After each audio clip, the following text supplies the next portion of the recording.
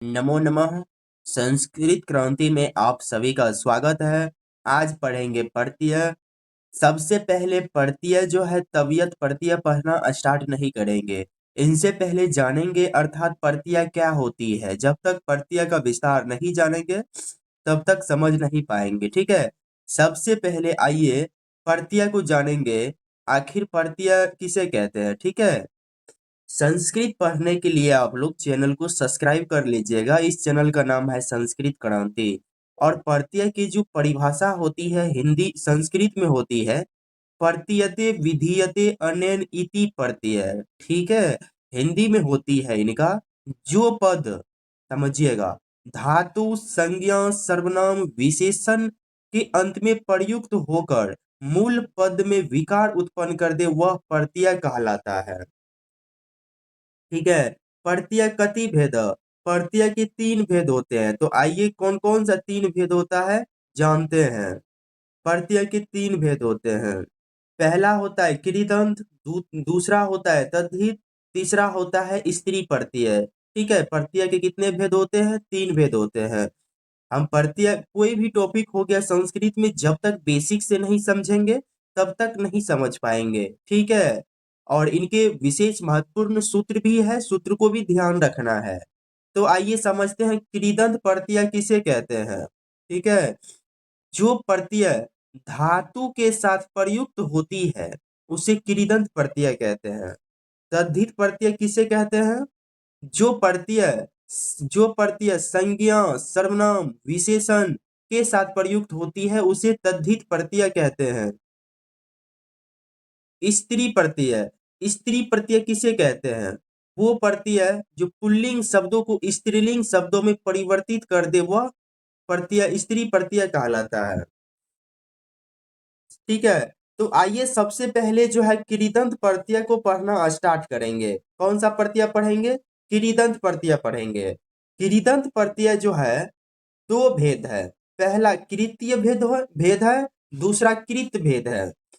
और कृत्य भेद के सात भेद है। कृत्य प्रत्यय के कितने भेद है? सात भेद है। पहला हो गया तवियत, दूसरा हो गया तव्य, तीसरा हो गया अनियर, चौथा हो गया केलिमर, पांचवा हो गया नियत, छठा हो गया क्यप, सतवा हो गया यत प्रत्यय। ठीक है। तो ये जो है आप ये जो सातों को जो आप देख रहे हैं यहाँ से आप सातों प्रत्यय जो देख रहे हैं ये कौन सा प्रत्यय है? ये कृत्य प्रत्यय है। ठीक है। बाकी ये सबको छोड़कर वो कौन प्रत्यय हो जाएगा? कृत प्रत्यय हो जाएगा। ठीक है। अब इसमें विशेष बात को ध्यान रखना है। 18 प्रकार की तीन प्रत्यय को छोड़कर शेष सभी कृत प्रत्यय है। तीन प्रत्यय क्या होता है कि वो धातु रूपों का निर्माण करता है। क्या करता है? वो धातु रूप का निर्माण करता है। बात समझ रहे हैं आप लोग? धातु रूप। तो जो धातु रूप का निर्माण करता है वो कृत प्रत्यय नहीं होगा, बाकी टोटल कृत प्रत्यय हो जाएगा। आइए समझते हैं कृत प्रत्यय जो है सात, इन सातों की विशेषता को जानेंगे। पहली इनकी विशेषता है ये सभी प्रत्यय अर्थात सातों प्रत्यय करना चाहिए या करने योग्य है इस अर्थ में प्रयुक्त होती है। ठीक है।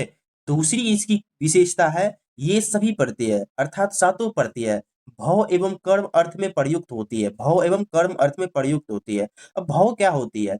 भव अर्थ जो होती है केवल नपुंसक लिंग में चलती है। कर्म अर्थ क्या होता है? तीनों लिंगों में चलते हैं। ठीक है। अब समझिए तीसरी इसकी विशेषता, ये सभी प्रत्यय तीनों लिंगों में प्रयुक्त होती है। तीनों लिंगों आप समझ रहे हैं। अब आइए समझते हैं कृत प्रत्यय के प्रमुख सूत्र। हम इसकी एग्जाम्पल को नहीं ले रहे हैं। ठीक है। और जब तक हम प्रत्यय को संस्कृत जो है संस्कृत पढ़ने संस्कृत में क्या है? सूत्र ही है। जब तक आप सूत्र को नहीं समझिएगा मैं आप लोग को बता रहा हूं। जैसे पठ, पठ धन तवियत को आप लगाते हैं। ये जो बीच में पठी तविय बनता है, पठी तविय जो बनता है ये बीच में जो है ई कहाँ से आ जाती है? तो यही चीज आपको बता रहे हैं कि ई कहाँ से आती है। चलिए इसको समझना स्टार्ट करते हैं ई कहाँ से आती है। ठीक है। तो ये जो सूत्र होती है एक सूत्र होती है आर्ध धातु कसियर वलादे। क्या होती है? आर्ध धातु कसियर वलादे। ये सूत्र करती है ईट का आगम करती है। ठीक है। ईट का जो आगम करती है।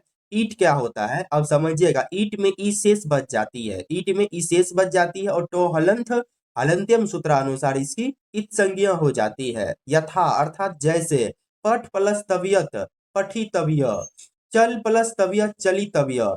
अब बनाइए, इसमें सेठ ई की मात्रा आया है। आप जैसे आपको समझाए, जैसे सेव क्या है, सेव, धन, तबियत, समझिएगा।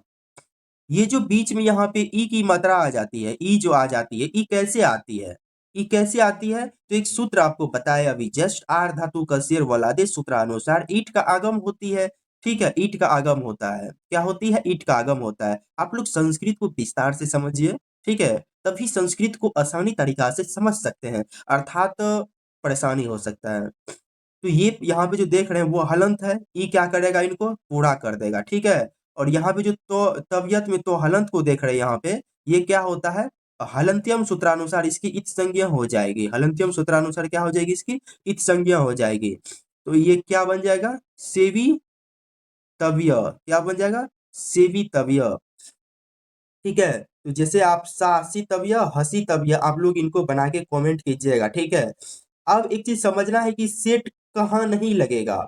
सेट तो लग रहा है इसमें, और सेट कहाँ नहीं लगेगा, आप लोग को बनाने में कंफ्यूजन होता होगा। पहली इसकी विशेषता है कि धातु अकरंत है, तो जैसे दा, दा प्लस तबियत लगाएंगे दातव्य बनता है, पा प्लस तबियत लगाएंगे पातव्य बनता है, ठीक है। इसमें आप ई की मात्रा नहीं लगा सकते क्योंकि अकरंत धातु है। और जिस धातु में कोई विशेष कार्य हो रहा हो, अर्थात जैसे गुणादेश, कुतवादेश। गुणादेश क्या होता है, नी प्लस तबियत लगाते हैं, ठीक है, नी का क्या हो गया, यानी ई की जो है ए हो जाते हैं, गुणादेश में क्या होता है, ए हो जाता है।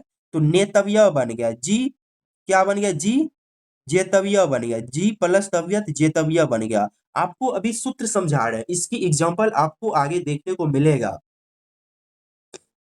अब आइए समझते हैं गुणादेश। गुणादेश क्या होता है, इससे जस्ट पहले भी जिक्र किया हूं, तो गुणादेश को समझते हैं। जब तक आप प्रत्यय में इन महत्वपूर्ण सूत्रों को नहीं समझिएगा, तब तक संस्कृत जो बनाने में आप लोग को समस्या हो सकती है। तो इसकी पहली सूत्र होती है सार्वधातु धातु कार धातु, ठीक है, सार्वधातु धातु कार धातु का योग। दूसरी सूत्र होती है पुगंत लघु उपधस च।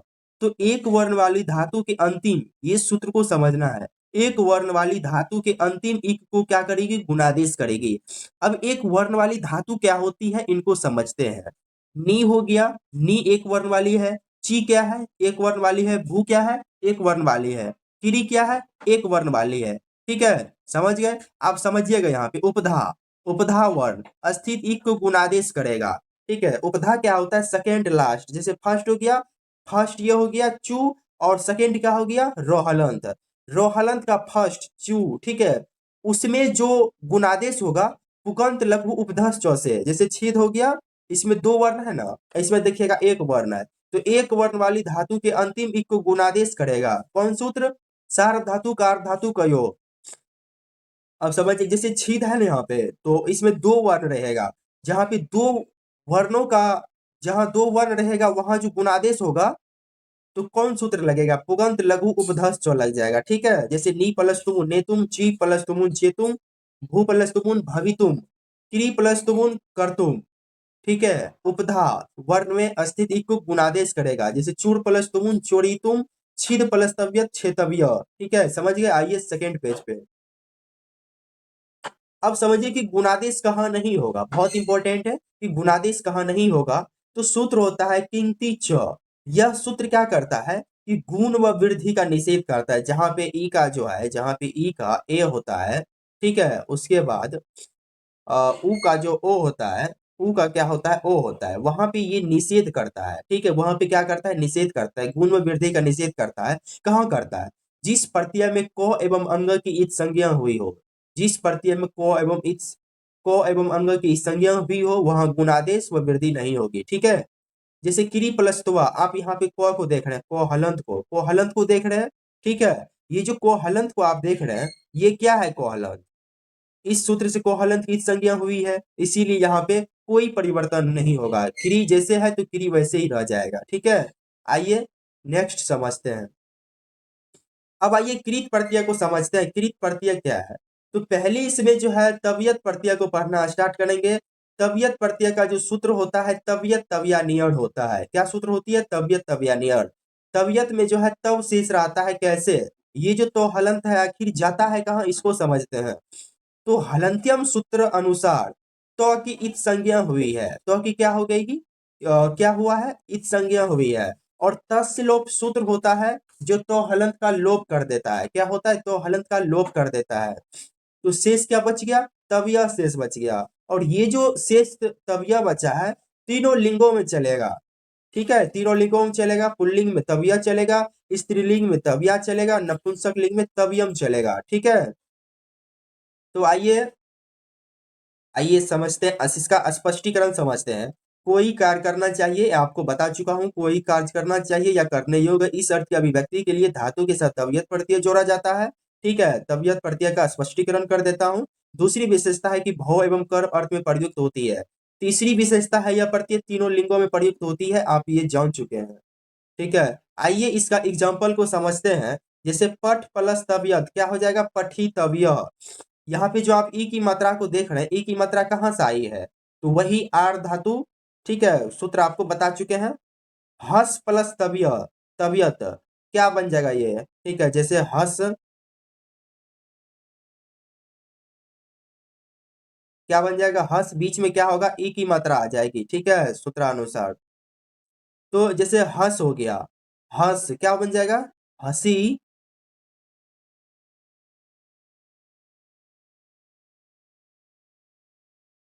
हसी तबियत, ठीक है, हसी तबियत बन जाएगा।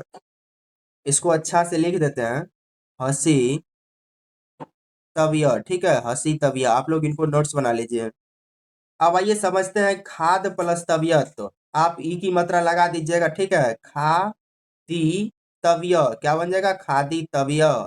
और ये जो याच प्लस तबियत है ये क्या बन जाएगा, या ची, याची तबिय, याची तबिय, ठीक है। वंद प्लस तबियत क्या बन जाएगा, वंदी तबिय, वंदी तबिय क्या बन जाएगा, वंदी तबिय। सेव तबियत क्या बन जाएगा, सेवी तबियत क्या बन जाएगा, सेवी तबियत बन जाएगा। और सम प्लस तबियत क्या बन जाएगा, समी तबियत। बीच में आपको कुछ नहीं करना है, ई की मात्रा को लगा देना है। धाव प्लस तबियत क्या बन जाएगा, धावी, ठीक है, क्या बन जाएगा, धावी तबियत। शिक्ष प्लस तबियत क्या बन जाएगा, शिक्ष छी तबियत बन जाएगा, ठीक है, समझ गए। आइए नेक्स्ट एग्जांपल समझते हैं। जैसे दा प्लस तबियत, मैं आपको बता चुका हूं, अकरंत धातु में तबियत प्रत्यय लगाने से ई की मात्रा नहीं लगता है, तो ये क्या बन जाएगा, दा तबिय, क्या बन जाएगा, दा तबिय, कंप्लीट हो गया। ज्ञा तबिय ये क्या बन जाएगा, ज्ञा तबिय। असना ये क्या बन जाएगा, असना तबिय, क्योंकि अकारांत है इसमें ई की मात्रा नहीं लगेगा, ठीक है, ई की मात्रा नहीं लगेगा। अब आइए इसकी गुणादेश को समझते हैं कि ची प्लस तबियत, ची जो आप यहाँ पे ची को देख रहे हैं, ची प्लस तबियत, इसका विस्तार कर देता हूं। आप जो यहाँ पे ची को देख रहे हैं, ची को दो भाग कीजिए, चौ हलंत धन ई आ जाएगा, ठीक है। यहाँ जो है हलंतियम सूत्रानुसार, हलंतियम सूत्रानुसार इसकी संज्ञा हो जाएगी, ई का जो है गुणादेश होके ए हो जाएगा, ठीक है। तो चौ धन ए प्लस यहाँ पे तब ये शेष बच जाएगा, क्या हो जाएगा, तब ये शेष बच जाएगा, तो चे बन जाएगा, ठीक है, चे तब यह बन जाएगा, समझ गए आप लोग। इसका क्या बन जाएगा, चे तबिय, ठीक है, चे तबिय बन जाएगा। और जी का कैसे, जी का क्या बन जाएगा, जे तबिय, क्या बन जाएगा, जे तबिय। नी का क्या बन जाएगा, ने तबिय, ने तबिय। और क्री का क्रे तबिय। आशा करता हूं कि आप लोग समझ गए होंगे, ठीक है। जितना भी आप लोग को बताए हैं, स्पष्टीकरण हो गया, कृत प्रत्यय हो गया, गुणादेश होगा, ठीक है, गुणादेश कहाँ नहीं होगा, कृत प्रत्यय के प्रमुख सूत्र, इसके बाद कृत इसकी विशेषता को बता चुके हैं, कृदंत प्रत्यय कितना होता है इनकी सब बता चुके हैं, कृत प्रत्यय के भेद बता चुके हैं, ठीक है। आशा करता हूं कि आप लोग समझ गए होंगे। संस्कृत पढ़ने के लिए इस चैनल को सब्सक्राइब कर लीजिए।